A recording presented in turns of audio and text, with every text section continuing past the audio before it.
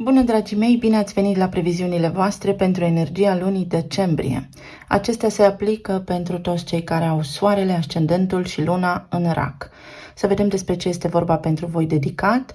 Încep prin a parcurge tranzitele astrologice, urmând ca ulterior să vedem care este energia cărților de tarot și a celor oracol. Pe 1 decembrie, Mercur, planeta intelectului și a gândirii, a intrat în Capricorn, în casa voastră a 7-a. Este un tranzit important pentru că vă marchează zona relațiilor. Vorbim despre acea zonă din viața voastră în care avem de-a face cu relațiile conștiente 1 la 1, cu persoana cu care sunteți într-o relație stabilă, cu prietenii cei mai buni, cu ai voștri clienți, parteneri de afaceri, dar și cu contractele pe care voi le aveți semnate. Fie chiar și despre contractele spirituale. Mercur este planeta intelectului și a gândirii, iar Capricornul este un semn matur, care vrea maturitate, care susține organizarea și structura solidă. În acest context, pentru voi, acest tranzit aduce seriozitate și maturitate în relațiile voastre.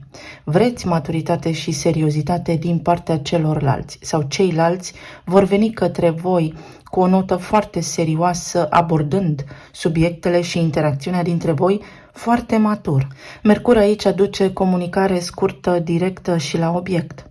Planuri noi de viitor alături de persoanele cu care voi sunteți în relații conștiente 1 la 1. Idei clare, idei solide care să aibă efect pe termen lung și foarte lung, care să fie sustenabile și concrete. Mercur va avea un parcurs interesant în această lună pentru că va retrograda și vom vorbi despre acestea în ordine cronologică. Mai departe, planeta iubirii și a banilor, a stimei de sine, zeița frumuseții Venus, intră în casa voastră a 5-a în Scorpion. Sunt sexy și știu asta, spune Venus în Scorpion. Venus în Scorpion este o energie foarte puternică și profundă, care poate aduce și gelozie într-o casă a bucuriei sufletului, a copiilor, a copilului interior, a creativității, a plăcerii de a trăi, a romanței, a iubirii, dar și a riscului. Este ca și când aici s-a construit pas cu pas în timp o energie care acum vrea să iasă la suprafață.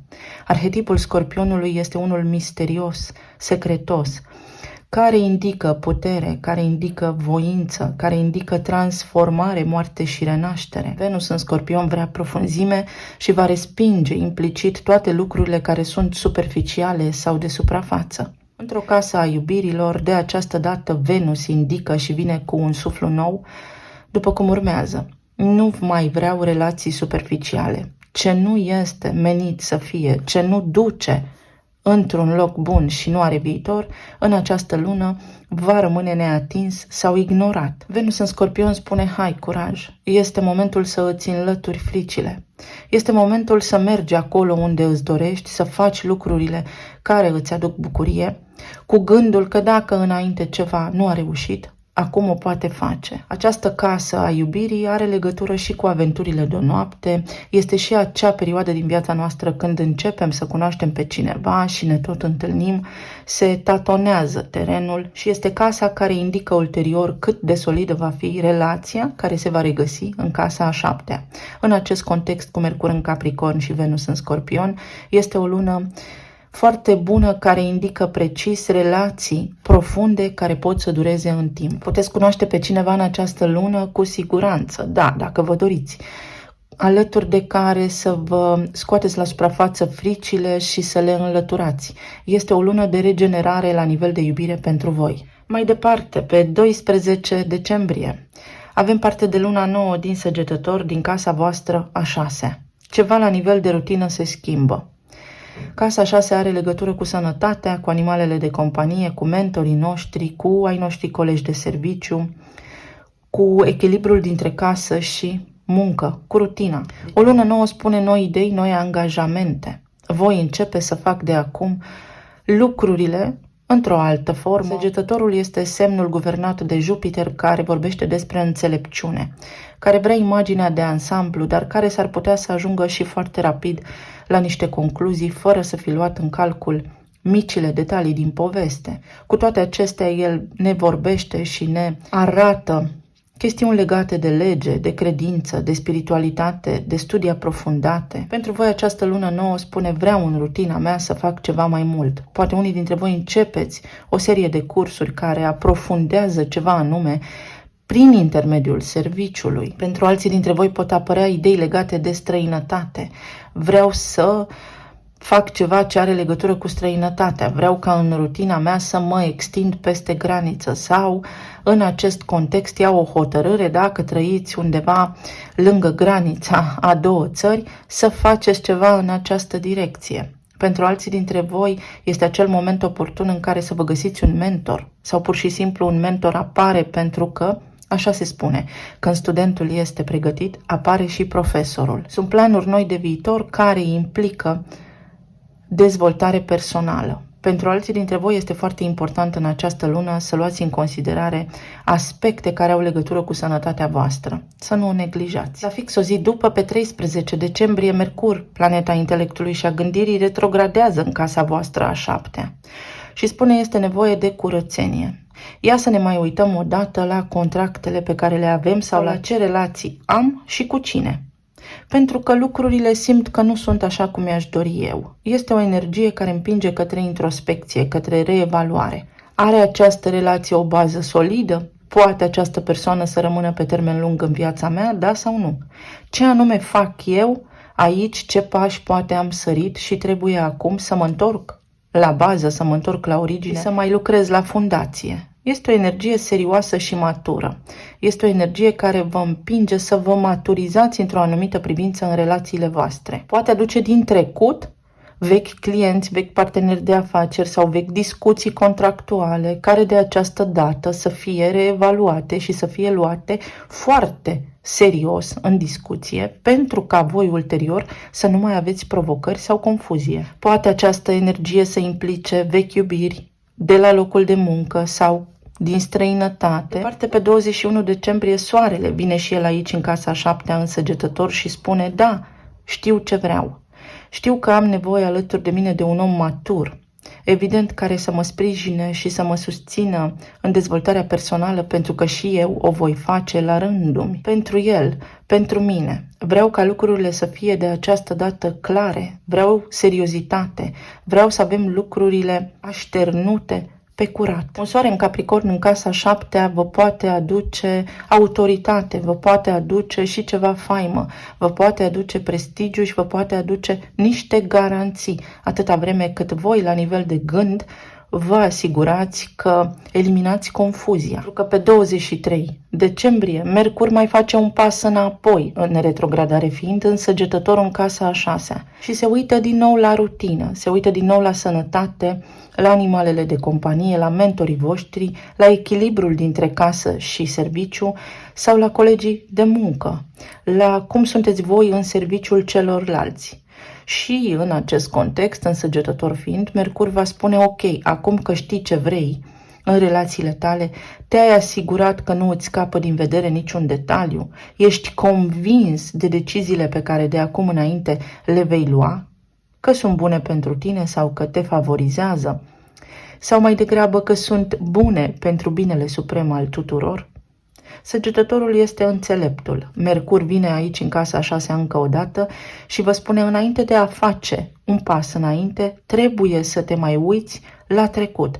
Voi știți cumva despre această energie, cum funcționează, pentru că racul face pași înainte destul de greu. Deși sunteți un semn cardinal, aveți cumva tendința de a rămâne cu un pas în trecut și este important în această lună să vă desprindeți, dar foarte matur și foarte înțelept. Pe 26 decembrie vom avea parte de luna plină din Rac, din casa voastră întâi. Casa întâi vorbește despre personalitatea noastră, despre aspectul nostru fizic, despre dorința sufletului nostru, care este modul în care eu mă arăt lumii și care este modul în care lumea întreagă mă percepe pe mine. Voi sunteți semnul familiei și în acest context, prin energia din semnul opus din Capricorn, cu această lună plină puteți ajunge la niște concluzii. Pentru că, da, o lună plină înseamnă finalitate, concluzionare sau posibilitatea de a revizui, de a reevalua și de a repara acțiunile din ultimele 6 luni. O lună plină în Rac va fi foarte intuitivă și vă va ajuta pe voi să vă desprindeți,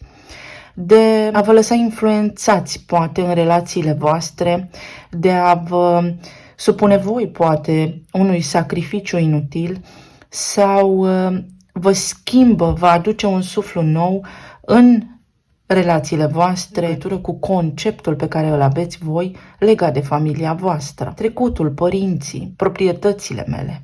Poate unii dintre voi vreți să renunțați la ceva proprietăți sau alții dintre voi s-ar putea să vreți o schimbare la nivel de familie, să faceți ceva nou. Pentru alții dintre voi pot apărea aici niște lucruri care acum să vă ajute, care aparțin familiei voastre, pentru a vă dezvolta în viitor. Această energie este una feminină care este sprijinită pe deplin de soarele din Capricorn în acest moment, să pășească pe pământ solid. În acest context, pentru voi, această lună plină aduce acel marcaj energetic de care aveți nevoie pentru a face pași în viitor, dar într-o manieră foarte lucidă și concretă. Și nu în ultimul rând, în această lună, pe 29 decembrie, Venus intră în Săgetător în casa a 6-a.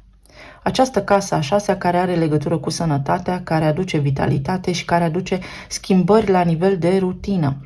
Venus în Săgetător este o energie foarte jucăușă, este o energie petrecăreață, jovială, care vrea să se simtă bine, care vrea să se distreze.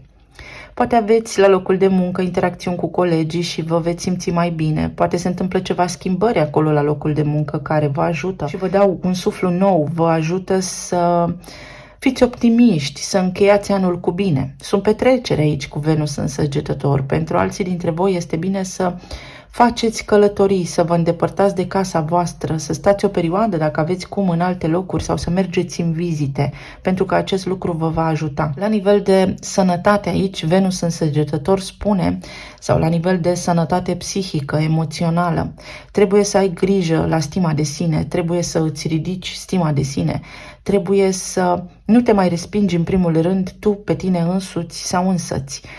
Atâta vreme cât tu vei sta bine cu stima de sine și ceilalți vor vedea acest lucru și vei fi foarte atrăgător, pentru că și în Săgetător Venus spune sunt sexy și știu asta. Este o energie magnetică care atrage în jurul vostru voie bună. Să vedem acum care este și energia cărților Oracol pentru Rac decembrie. Vă urez tuturor o lună minunată. Avem Vărsătorul. Vărsătorul pentru voi se regăsește în casa a 8-a, în casa resurselor împărtășite, a banilor celorlalți, a asigurărilor, a vindecării, regenerării, a transformării.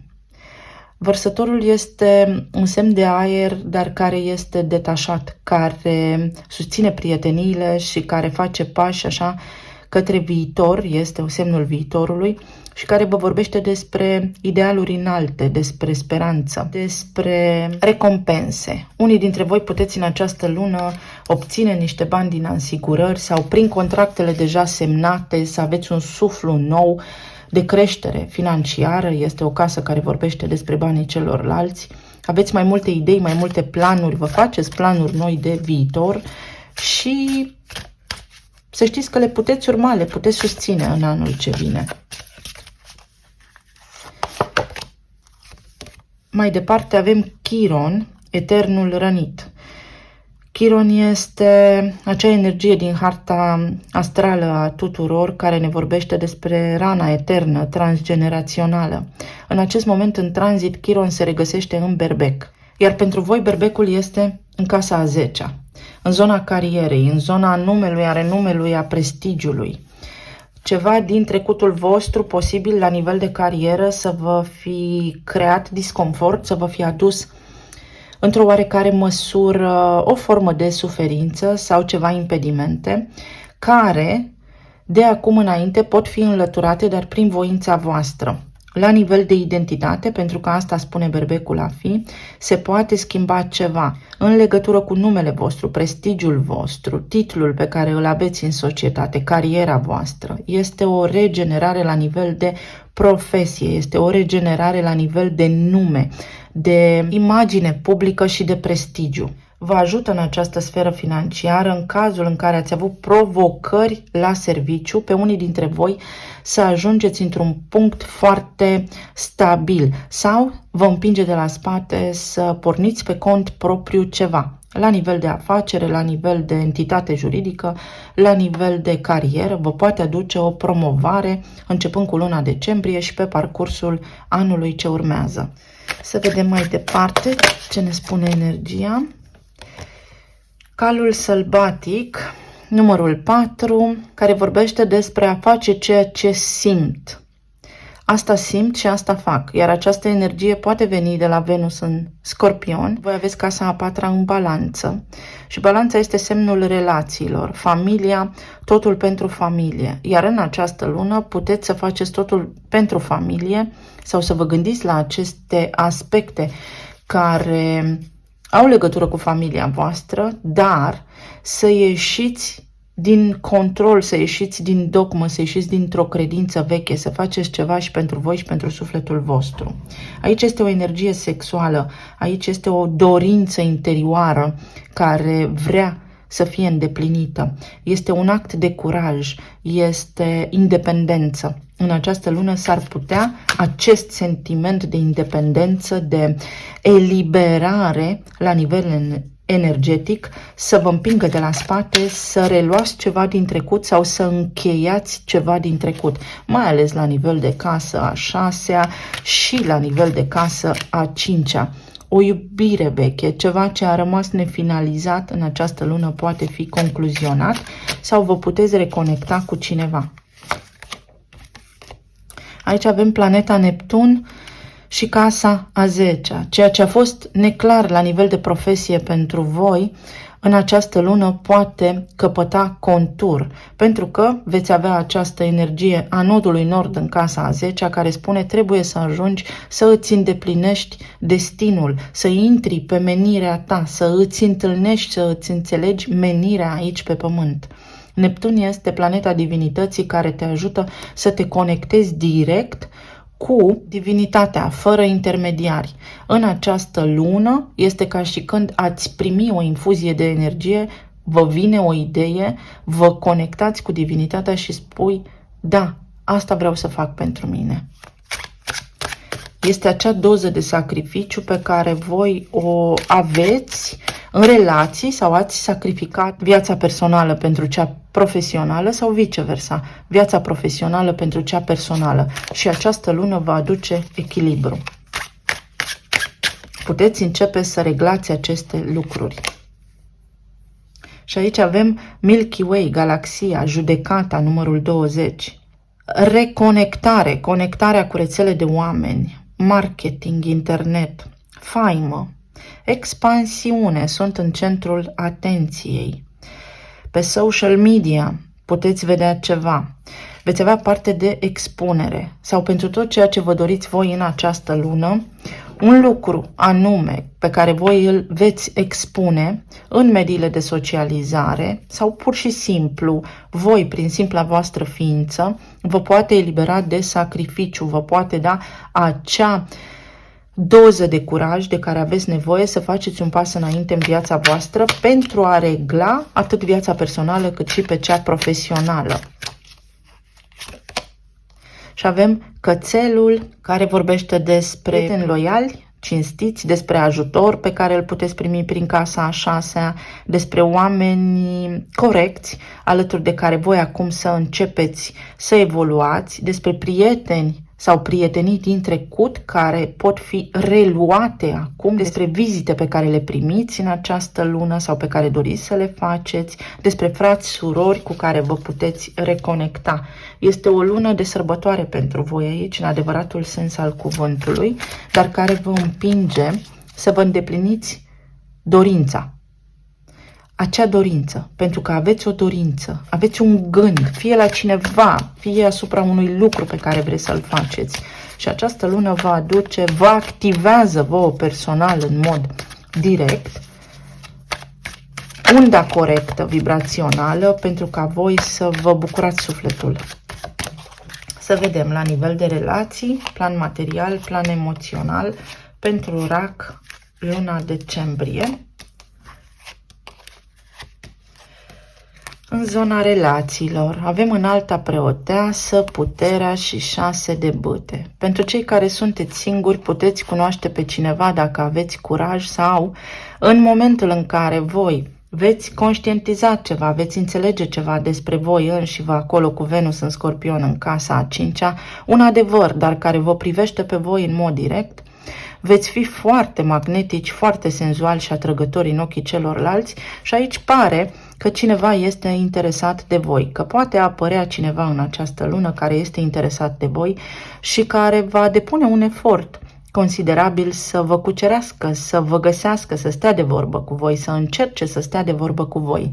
Pentru cei care sunteți în relații deja formate și stabile, este o formă de confirmare această lună pentru unii dintre voi că ați făcut sau că faceți bine ceea ce faceți, dar într-o oarecare măsură vă lipsește ceva.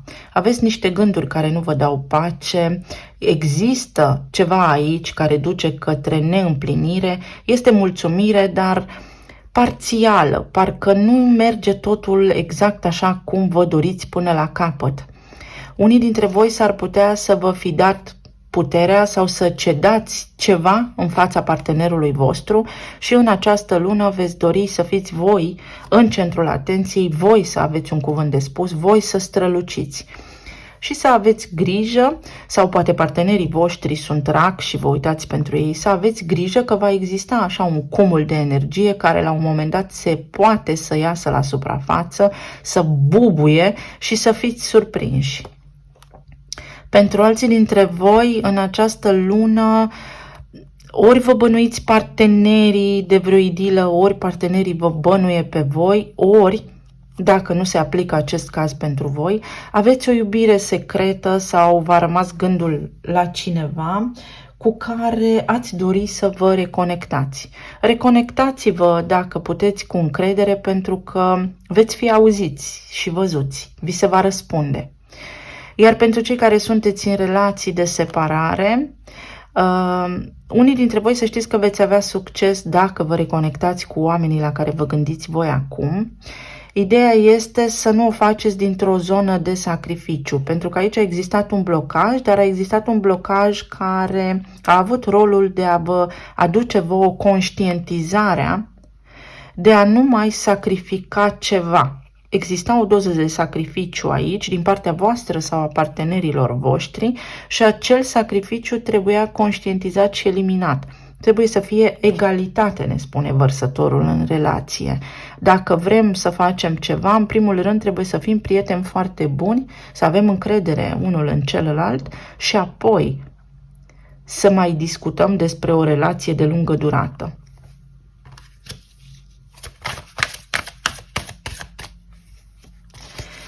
Ce ne spune înalta preoteasă? Lumea. Că un secret iese la suprafață. Pentru cei care sunteți singuri, cineva, un admirator secret aici, își va dezvălui identitatea în această lună. Sau puteți încheia cu această perioadă de singurătate, de solitudine, de izolare și puteți cunoaște pe cineva. Lumea aduce o finalitate. Înalta preoteasă spune mister.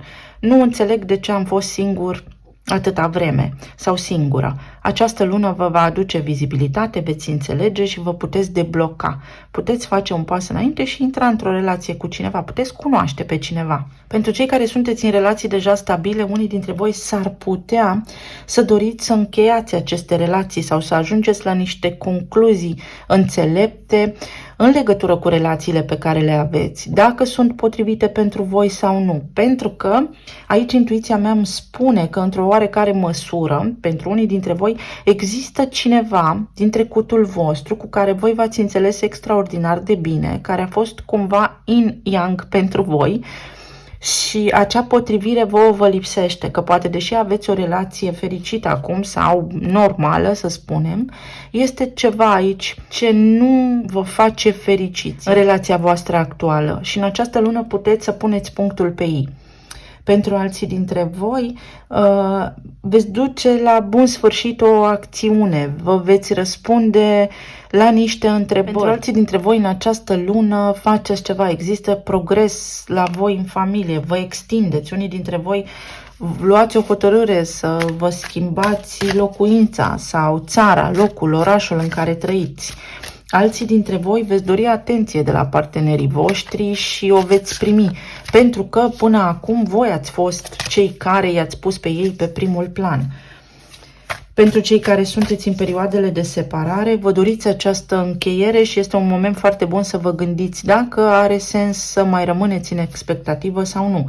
Pentru unii dintre voi, această lună va aduce o concluzie, va aduce un răspuns de care voi aveți nevoie pentru a face pași către viitorul vostru, dar care să fie solid, concret. Ce aduce 6 de bâte? Roata destinului. Șansa pe care voi o așteptați este aici pentru voi, vă facilitează energia lunii decembrie, o încheiere, o concluzie, un răspuns, o dorință. Pentru toți, pentru cei care sunteți singuri, o șansă să vedeți viața și prin lentile care au optimism acolo, printr-un filtru bun, să spunem, frumos. Pentru cei care sunteți în relații de lungă durată deja, aici există expansiune, există dezvoltare, există să facem un pas înainte, să fim mai bine împreună, dar în egală măsură, exact cum am spus, pentru unii dintre voi există această relație stabilă pe care o aveți, dar și un gând la trecut, la cineva cu care voi v-ați potrivit 100%. Iar pentru cei care sunteți singuri, sunt două posibilități: să întâlniți pe cineva nou în viața voastră, care are legătură cu comunitatea voastră, cu cercul vostru de prieteni sau cu ai voștri colegi de muncă, cu care să începeți acum să tatonați terenul și să ajungeți la o relație stabilă, sau să reluați comunicarea, o discuție cu cineva din trecutul vostru, pentru că pe perioadele de Mercur retrograd asta se întâmplă, și să vă împăcați, să aveți succes, să fiți irezistibili de așa manieră în ochii celorlalți, încât în această lună să vă reconectați. Să vedem pentru relații, Rac, decembrie. Întâlnire predestinată. Pentru cei care sunteți singuri, este clar, simplu, scurt și la obiect, o întâlnire predestinată. Cineva care vă poate de acum fi alături. Pentru cei care sunteți în relații deja stabile, exact cum spuneam, aici s-ar putea să fie o a treia persoană, da, la care să vă fi rămas gândul și atât. Sau pentru alții dintre voi există chiar posibilitatea să apară din senin cineva care să vă zguduie puțin lumea, dar care să facă parte din linia voastră de destin, din planul vostru de viață. Iar pentru cei care sunteți în perioada de separare, există o concluzie aici, există o încheiere, există o comunicare, există o finalitate în legătură cu separarea voastră. Să vedeți cu claritate în această lună despre ce este vorba, dacă mai continuați sau nu, pentru că Saturn, care este guvernatorul Capricornului, va aduce finalitate. El se regăsește acum în Pești și Peștii sunt ultimul semn din zodiac, adică ce se întâmplă acum, așa rămâne. La nivel de plan material, avem 8 de cupe, 7 de cupe și asul de bâte. Avem progres.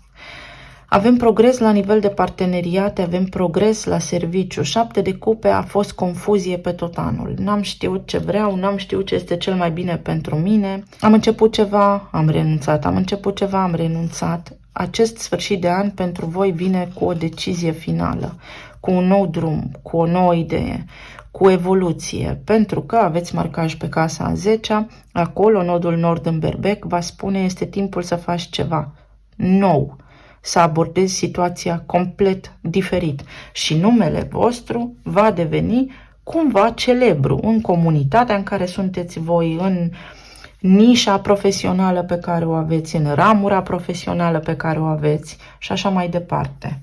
8 de cupe, ce spune, către ce vă îndreptați? 7 de bâte. Către a fi independent pentru unii dintre voi, dacă aveați parteneri în afaceri, parcă nu mai coincideți în păreri, în discuții, nu mai sunteți aliniați, nu mai aveți aceeași viziune de dezvoltare, de extindere.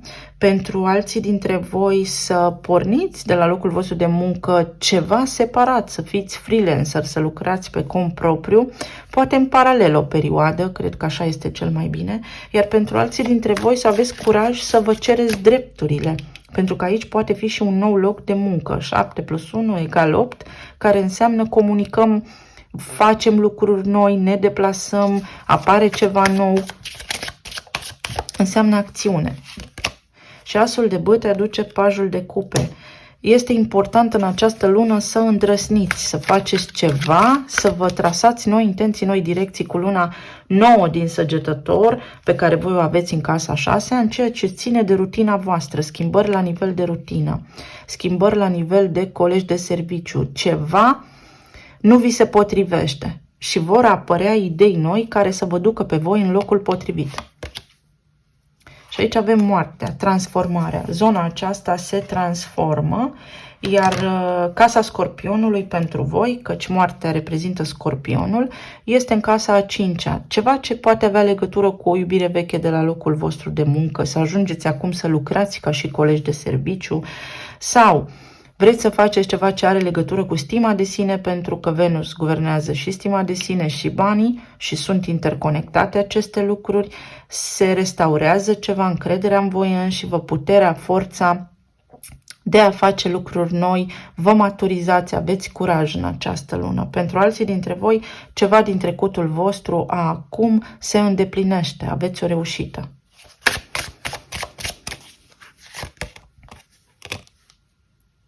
Aici avem cartea care vorbește despre direcția potrivită. V-am spus, ceva nu se potrivește aici la voi și în această lună, luna decembrie, energia tranzitelor vă indică faptul că veți fi puși energetic prin interacțiunile pe care le aveți cu oamenii din viața voastră, prin oamenii noi pe care îi puteți cunoaște, să ajungeți pe linia corectă, să vă îndepliniți menirea.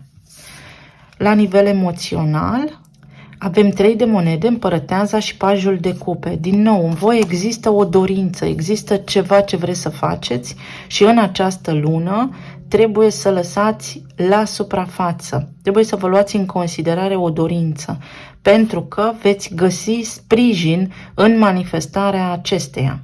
La locul de muncă, în ceea ce privește partea financiară, latura financiară, veți avea progres. Vă vin niște idei care vă pun pe voi în locul potrivit, astfel încât să vă sporiți veniturile. Pentru alții dintre voi veți fi văzuți, veți fi apreciați, veți fi așa un fel de vedetă al lunii. Vă ajută energia prin acea lună plină să fiți vizibili în ochii celorlalți. Există aici cu Venus în Scorpion, o iubire veche pentru unii dintre voi de la locul de muncă care vă așteaptă, care se gândește la voi. Pentru alții dintre voi, Venus din Scorpion din casa a 5-a vorbește despre o nouă sarcină, dacă vă doriți acest lucru, iar pentru alții dintre voi vorbește despre o nouă iubire. 3 de monede aduce moartea, transformarea. Dacă apăsarea voastră sufletească a fost legată de bani și de carieră, de profesie, în anul ce urmează și în această lună, începând de acum, lucrurile se stabilizează. Veți vedea, într-o oarecare măsură, se arată un nou drum în fața voastră. Pajul de cupe, 2 de cupe. O iubire, un suflet pereche este aici pentru voi. Trebuie încheiat ceva, trebuie regenerat ceva, trebuie comunicat ceva. Un suflet pereche. Sau vă întrebați dacă sunteți alături de sufletele voastre pereche, dacă este bine ce se întâmplă în viața voastră sau nu. Și veți avea puterea să fiți sinceri în această lună. Pentru alții dintre voi este un copil care fie are reușite, fie puteți avea un copil. Iar împărăteasa aduce cavalerul de bâte. Curaj. Curaj pentru că meritați, curaj pentru că sunteți și voi importanți, nu doar partenerii voștri. Cavalerul de bâte este energie sexuală, este cineva cu care poate ați avut o idilă, o romanță în trecut, dar care a fost perechea potrivită, să spunem, și în această lună acea idee vă poate apărea în minte acolo, vă poate crea un pic de neliniște, tocmai pentru ca voi să aveți parte de o concluzie finală. Pentru alții dintre voi înseamnă acțiune, înseamnă că poate apărea în viața voastră o iubire nouă sau că în parteneriatele voastre, în relațiile voastre deja stabile, se reaprinde scânteia. Talismanele.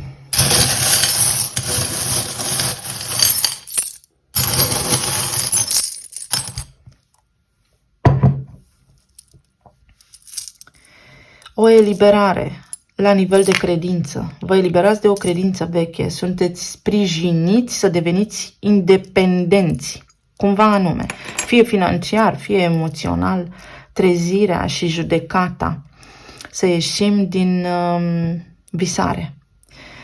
Saturn vă va ajuta pe parcursul acestei luni să faceți niște pași, să conștientizați niște acțiuni, pentru că aveți posibilitatea să vă schimbați viața, să atingeți abundența. Aici avem extindere către străinătate sau să mă extind dincolo de domeniul în care eu activez.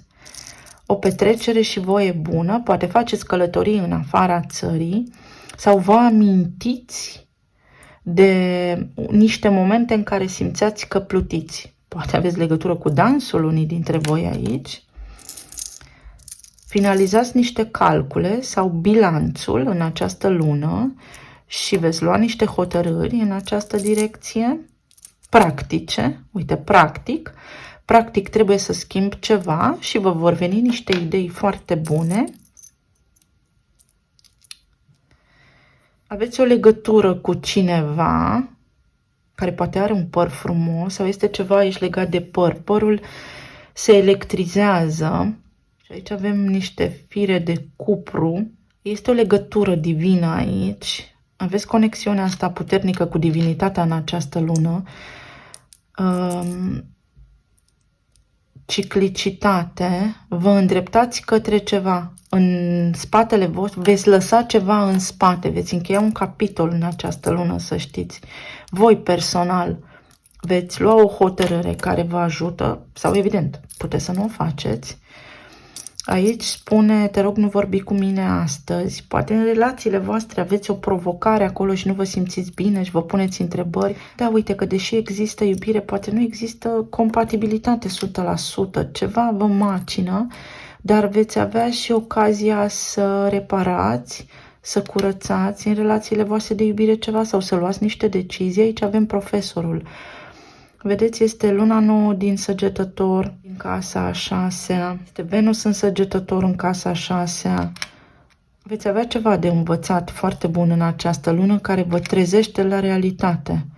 Leul, mai ales dacă aveți lună în leu, este o iubire foarte puternică aici, pe care o puteți întâlni în această lună, cu care vă puteți reconecta în această lună. Este ca și când în această lună vi se ia un văl de pe ochi. Veți vedea dintr-o dată cu foarte multă claritate ceva ce înainte nu vedeați. O nouă călătorie. Atenție dacă aveți călătorii, că s-ar putea să aveți întârzieri sau să vi se schimbe planurile. Bufnița și cerbul. Soarele vostru din Capricorn în această lună la nivel de relație vă va susține foarte mult să deveniți mai ancorați în realitate și să vedeți exact în ce parteneriate vă regăsiți, pentru că ceva nu funcționează bine aici și voi veți putea produce niște schimbări majore în viața voastră. Se produc niște schimbări majore pentru voi aici, să știți. Important este să fiți deschiși la a le primi și la a vedea viața printr-un filtru mai optimist. Eu vă mulțumesc tuturor, să aveți o lună decembrie minunată, să fiți bine, sănătoși și iubiți și să ne reauzim cu bine și data viitoare. Pa, pa!